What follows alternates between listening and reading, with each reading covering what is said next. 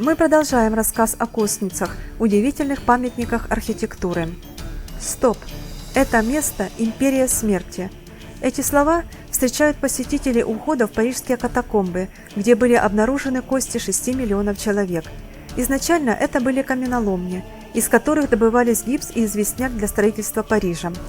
В конце XVIII века парижские кладбища, основанные еще в средние века, переполнились настолько, что французскому парламенту пришлось запретить хоронить покойников в черте города и распорядиться убрать останки с кладбищ в подземные катакомбы.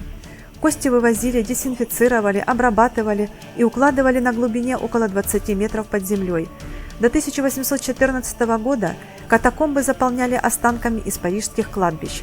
Сюда были перенесены Д'Антон, Лавуазье, Робеспьер, Жан-Поль Марат, Шарль Перро, Рабле, Жан Рассин, Паскаль. Здесь нашли покой более 6 миллионов парижан. Стены подземных галерей старательно выложены останками умерших. С начала XIX века парижские каменоломни открыты для просмотра любопытствующих, а также рядом с бренными останками предков жителей столицы выращивали шампиньоны, варили пиво, хранили вино, устраивали экзотические кафе. В годы Второй мировой войны в одной из каменоломен был сверхсекретный штаб гитлеровской армии, а всего лишь в 500 метрах в другом проходе располагался штаб сопротивления.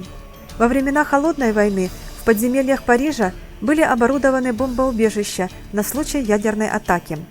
Сегодня парижские подземные галереи – это популярный туристический объект, но из почти 300 километров лабиринта подземного города посетителям разрешают увидеть около 1,7 километров, где находится оссуарий.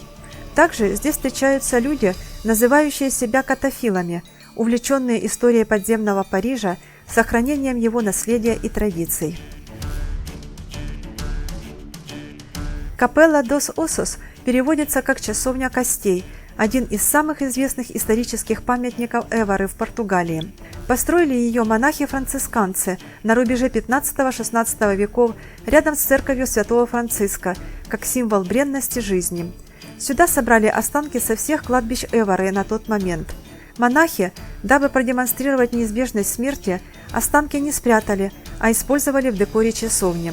Над входом в оссуарий выбита надпись «Мы, кости, которые здесь, ждем ваши». Внутри человеческие кости и черепа покрывают практически все стены и колонны.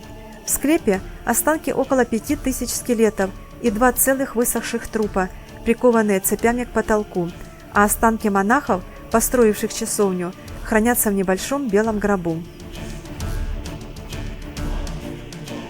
В северной части города Фаро находится самая странная церковь – Носа-Синьора-ду-Карму, лучший пример деревянного зодчества и листовой позолоты по дереву на юге Португалии. Отличительной особенностью храма стало использование в его внутреннем оформлении большого количества бразильского сусального золота и великолепных золотых скульптур, подчеркивающих его величие и богатство. Поэтому церковь также называют «золотой».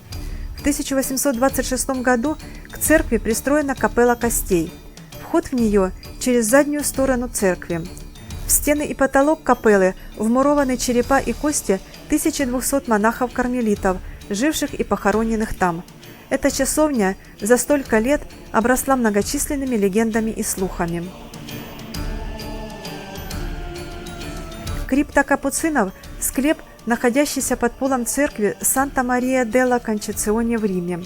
Он был построен в первой половине XVII века по заказу папы Урбана VIII, разделен на 5 часовен и содержит останки 4000 монахов-капуцинов, похороненных в период между 1500 и 1870 годами.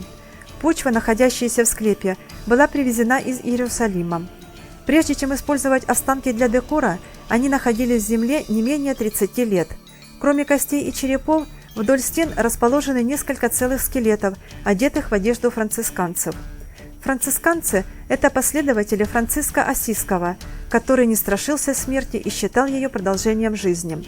В XVI веке в Италии отдельные группы францисканцев для большего соответствия духу святого Франциска отделились от общего движения.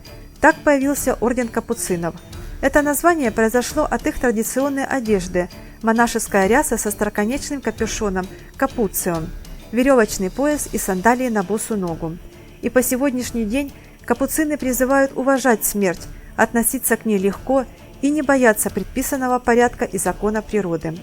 Одна из надписей на стене заставляет задуматься и гласит: «Ты сейчас тот, кем мы были когда-то, тем, кто мы сейчас, ты еще будешь». Кафедральный Нормандский собор в Отранто является сокровищем Южной Италии. Он был построен в конце XI века и известен уникальнейшей напольной мозаикой и хранилищем мощей святых мучеников. Мозаичный пол создал монах Пантелеймон в 1180 году.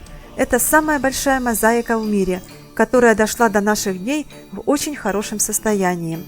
Еще одна реликвия – мощи отранских мучеников. Для них построили отдельную капеллу.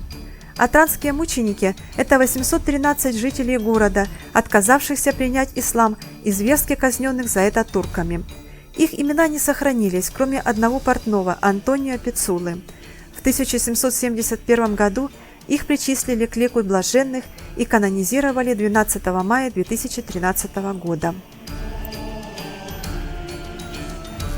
Церковь святого Бернардина на Костях в Милане построена в стиле Возрождения. Она известна своей часовней-склепом, украшенной черепами и человеческими костями. Кости принадлежат пациентам, умершим в больнице при церкви, церковным служителям и узникам городских тюрем, похороненным на больничном кладбище, а потом перезахороненным в часовне. Использовать кости для украшения склепа стал архитектор Джованни Андреа Биффи при реставрации церкви в 1679 году, а в 1717 году его работу продолжил Карло Джузеппе Мерло. Кости и черепа сложены в кресты, над которыми выложены инициалы Марии Магдалины, а также знаменитое «Мементо Мори» – «Помни о смерти». Реставрация была завершена в середине XVIII века. С тех пор церковь костей в Милане совсем не изменилась. Похожие церкви есть в подавляющем большинстве городов мира, и все они уникальны. Смерть уравнивает всех. Один чешский священник назвал такие места святилищем молчания, где встретились останки давних семей, друзей и врагов. Это молчаливое свидетельство бренности земной жизни, а не мрачная туристическая достопримечательность. Закончить наш рассказ мы хотим на позитивной ноте. Голд-бар в Нью-Йорке. Бар из позолоченных черепов. Один из баров Нью-Йорка известен очень неординарным дизайном. Стены внутри бара полностью отделаны позолоченными черепами. Бар называется Голд-бар и пользуется несомненным успехом у местных жителей и туристов. Если вам понравилось наше видео, ставьте лайки, оставляйте комментарии и ваши пожелания и подписывайтесь на наш канал.